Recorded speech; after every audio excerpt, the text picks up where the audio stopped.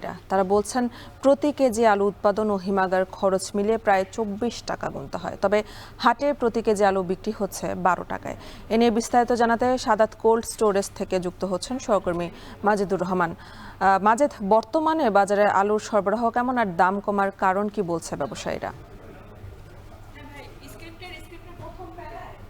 হ্যাঁ আপনি জানেন যে বগুড়া একটি বৃহত্তম আলু উৎপাদনকারী জেলা হিসাবে বিবেচিত হয়ে আসছে বেশ কিছু বছর থেকে।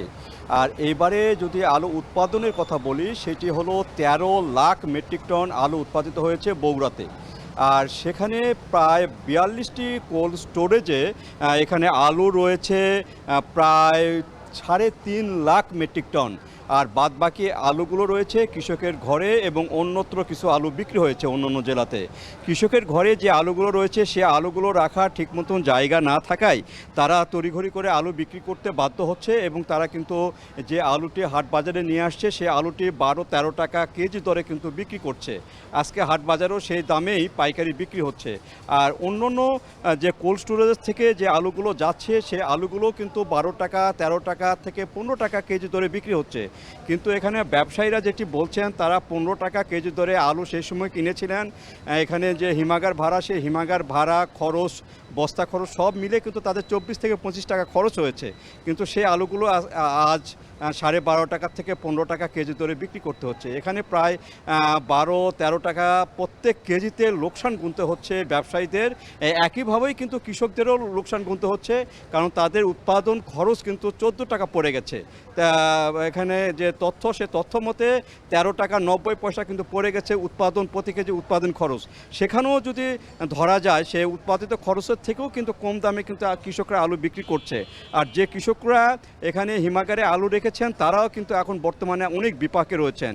আর বর্তমানে হিমাগার থেকে কিছু কিছু আলু উত্তোলন শুরু হয়েছে, মানে বের করছেন হিমাগার থেকে, কিন্তু এই আলুগুলো কিন্তু খুবই কম পরিমাণে বিক্রি হচ্ছে। সে কারণে এই হিমাগারে যে 3.5 লাখ মেট্রিক টন আলু এখনও প্রিজারভেশন রয়েছে, সেখানে সেই আলুগুলো বিক্রি নিয়ে কিন্তু তারা খুবই সন্দিহান যে আর 2 থেকে 3 মাস পরে কিন্তু আলু আবার লাগানো শুরু হবে।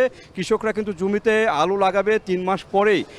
এর মধ্যে যদি আলুগুলো বিক্রি করতে না পারে, তাহলে হয়তো তারা এই আলুগুলো নষ্ট হয়ে যাবে, কিংবা অন্যত্র বিক্রি করতে না পারলে আলুগুলো পচেও যাবে। তো এই অবস্থায় যে আলুগুলো রয়েছে, সে আলুগুলো যদি এখনই সরকারিভাবে কোনো ব্যবস্থা না করা যায়, তবে লোকসান পড়বে। এবং একবার কৃষকরা বড় ধরনের লোকসানে পড়লে সামনের যে তাদের আরও যে উৎপাদিত ফসল, সেই উৎপাদিত ফসলের খরচ নিয়ে কিন্তু তারা অনেক দুশ্চিন্তা থাকে। সেই অবস্থায় সরকারকে এখনই পদক্ষেপ না নিলে আলু বর্তমানে যে দরদাম, সেই দরদাম বিক্রি করে কিন্তু তারা অনেক লোকসানে পড়বে। সেই দিকটা বিবেচনা রাখা দরকার। তো এই ছিল এ নিয়ে আমার কাছে বগুড়ার যে দুপচাচিয়া হিমাগার থেকে আলুর দরদাম নিয়ে সর্বশেষ।